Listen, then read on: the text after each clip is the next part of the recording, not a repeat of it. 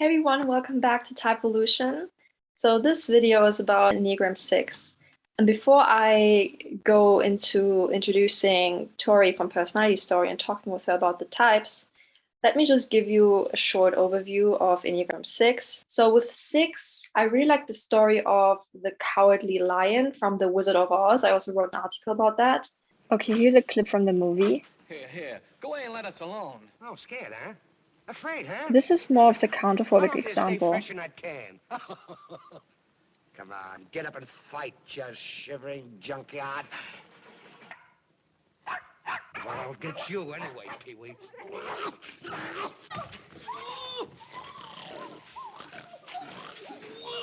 And Dorothy's actually displaying true courage here. Shame on you!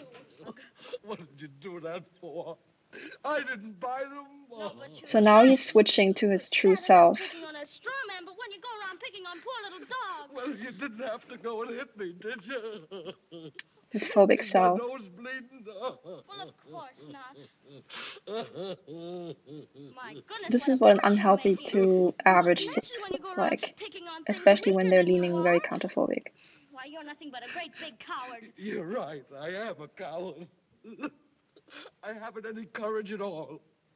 I even scare myself.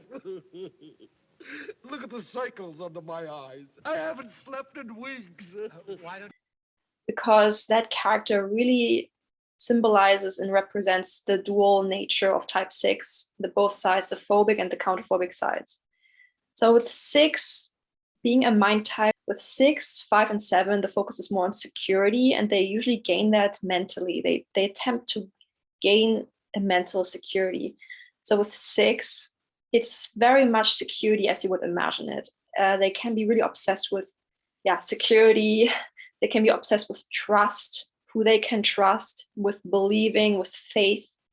So if they cannot believe in something, if they cannot have faith in someone or in something, if they are distrustful, that can create a lot of inner turmoil in them.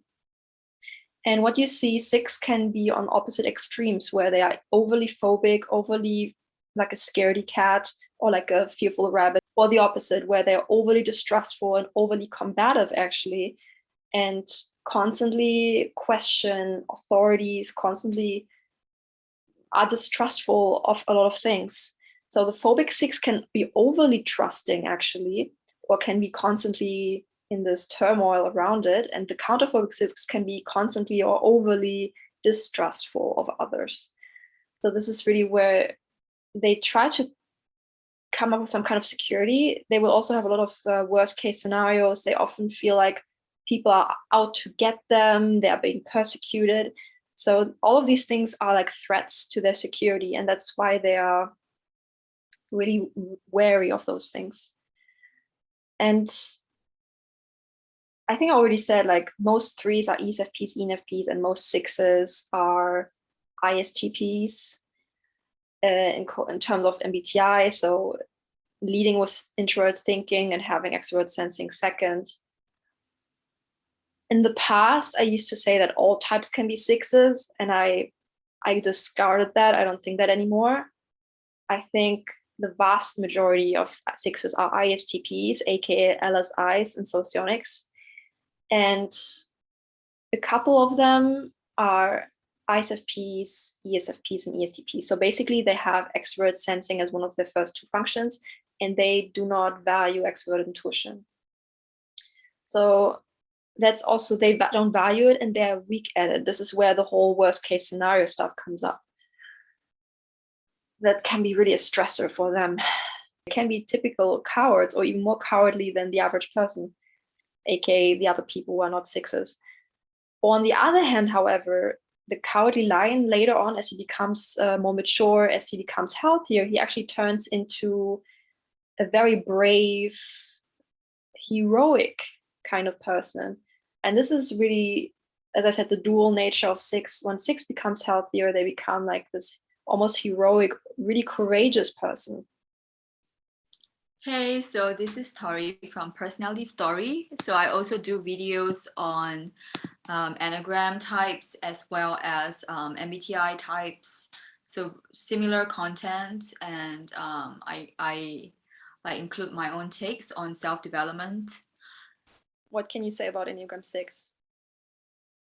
Enneagram 6, as it relates to the very like two types of Enneagram 6, I think you also mentioned that they can be very suspicious, but they can also be very loyal when they put their trust in someone or a certain organization. And it's interesting because a lot of Enneagram 6 types do tend to be in this like really important groups, like in the military or the government organization. And sometimes they can also be opposing them and kind of falling into a different camp that is the opposition. So either way, they are part of a group. I think that's the tendency. I think I don't know enough Enneagram 6 in real life, or maybe I just don't know that they are Enneagram 6 because they don't have very standout terms of like socially speaking. But yeah, I would say Enneagram 6 is like sort of forms the masses. Like there is this tendency to band together. I don't know, like based on loyalty or sense of belonging, maybe. But me being the skeptical one, like maybe it's just me being like more skeptical, because I just feel like there is a danger if you put too much trust on like absolute loyalty, like just in general. I mean, it's okay to be loyal to an organization in a group. It feels good as well. Like you can help each other, and sometimes it's also necessary because you need people, obviously in the army, or people being in a government, and to make things happen. And you need like firefighters, like all those like really loyal people to be there for others, you know. But I think it's also important to sort of know where yourself and where the group begins and ends. Yeah, because sometimes I don't know if it's Enneagram 6 or maybe it's like other types as well, just being a little too hung up on the loyalty part, and sometimes that can drive them to do things that they're not usually inclined to do. So I think that's like something to be aware of. Like, is it really something that benefits them, or is it just based on their identity within that group in particular? Yeah, I think you make a good point there about, is it actually beneficial to them? The problem with a lot of sixes is that they put all their trust or faith in something outside of themselves. They feel like this is going to give them security. But if all their trust relies on one external thing, that's really dangerous, right? Because they can be easily manipulated. This is more for the phobic 6. And the counterphobic 6 tends to do the opposite, where they don't trust anyone, or they kind of go against the government, or they go too far into the other extreme.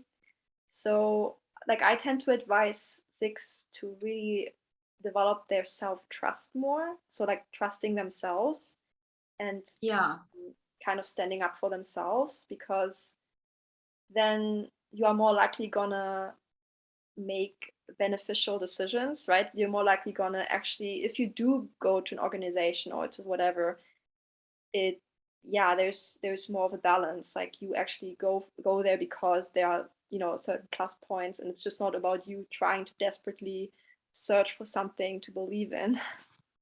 But easy done for them. And I think it's kind of ironic that both of them are different versions of 6, because if you think about it, like people who are pro-government, for example, just to illustrate the point, and people who are anti-government, they are basically two sides of the same coin, because they both believe in something strongly. And if you think about it, like every time you see like people in two different camps, yes, they look like they oppose each other or whatever, but when you actually talk to them, they're kind of the same, like in terms of they're both very passionate and like they really like stand for something or stand against something, but it's still, you're still sort of part of an idea or part of a group in that sense. So I've known like I would say likely to be 6 people, but I'm not like super confirmed whether they're Enneagram 6, but I would say I know of people who, you know, used to be really loyal to this group and then they switched because they felt betrayed, and then they went like completely opposite, so they become, but then they kind of became loyal to another group in the process. So it's almost like, okay, so but you are sort of doing the same thing, because again it's like it's very like either for or against, but there's like almost a lack of nuance, like, you know, it's not like, oh, I trust everything or I trust nothing, or you know, I'm with you or I'm against you. It's all very extreme. So I think there has to be a recognition that there can be things in between sometimes, and that's usually the case anyway, for like phobic and counterphobic types. Yeah, exactly. It's the black and white stuff. It's either that or that. They really struggle with that. They really have to be able to see the middle or the gray zone. There was something else I want to say.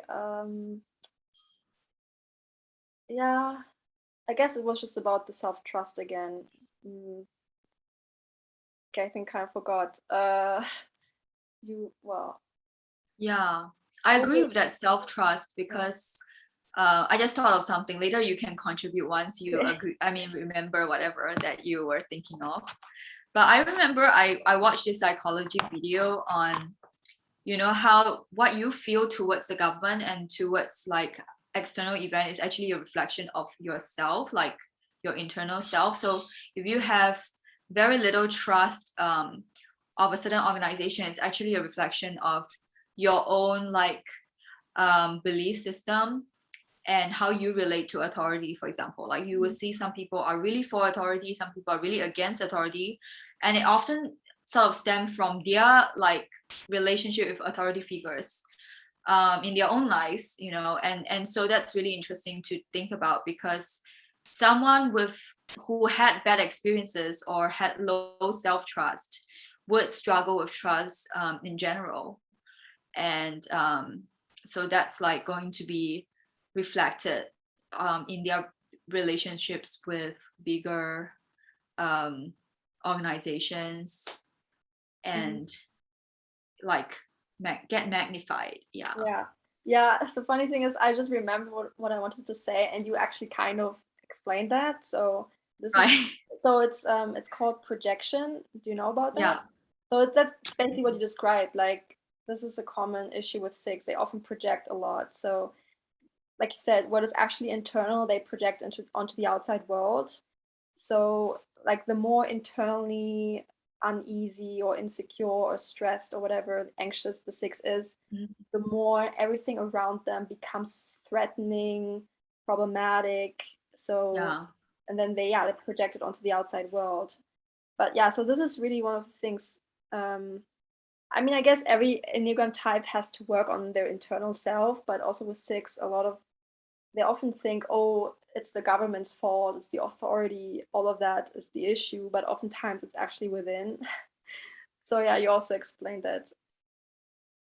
Yeah, and I mean, honestly, of course, I'm also not like a super huge fan of like politicians or whatever, but I think that, you know, when it comes to issues, it's often not so clear cut most of the time. Like there's always going to be like things that we don't agree with and things that are sort of necessary. So that's usually the case. Yeah, I guess maybe you're kind of alluding to like conspiracies, kind of like, I think conspiracy theories are often have a lot of 6 in it as well, like 6 wing 5, 5 wing 6. They often go into conspiracy theories because they don't really see the gray side. So they think, oh, if they do this, it must mean this horrible thing. So Yeah. I mean, I do ascribe to some of that as well, but like, I mean, I'm not a 5.6, but I do see some truth in some of it, but I don't think that I'm not like into a government, like I'm not into like destroying the government or completely like going against the government for every issue. Like that's not my belief. But yeah, I do think that there are certain things that are accurate or that is worth looking into. And sometimes it can just be a fun theory or whatever. yeah. But yeah, I think it's not possible to be totally against or for something or anyone actually. I think in reality it's very unlikely that something is completely like opposing everything that you stand for. I think most of the time it's quite a mix. Yeah. Yeah, that's a good point. But like the six who wants the faith and the loyalty is gonna entirely commit to that organization or whatever it is, and think this is everything I believe in. They kind of lose that sense for seeing the nuance. So yeah. Like overall, I just also want to say, I mean, this is what I like about the Enneagram. It shows all the different viewpoints we can have about certain things in the world. And to some extent, all of them can be somewhat true and untrue. Like you said, the six stuff, like, okay, yeah, there are things where the conspiracy theory is true, but then if you make it your whole life, then, or your whole identity, then it can become a problem. And this is, I think, the case with every Enneagram type. When we are too attached to our Enneagram viewpoint, we are not able to see the entire picture anymore. We're not able to see the nuances. We just are in this tunnel vision. So true. Yeah. With like every Enneagram type, there is this issue. Yeah. Okay. Yeah. I think that's actually enough for these types. Yeah, we also have another video on the Personality Story channel, so check it out. And yeah, wish you a good day. Bye. Okay, bye.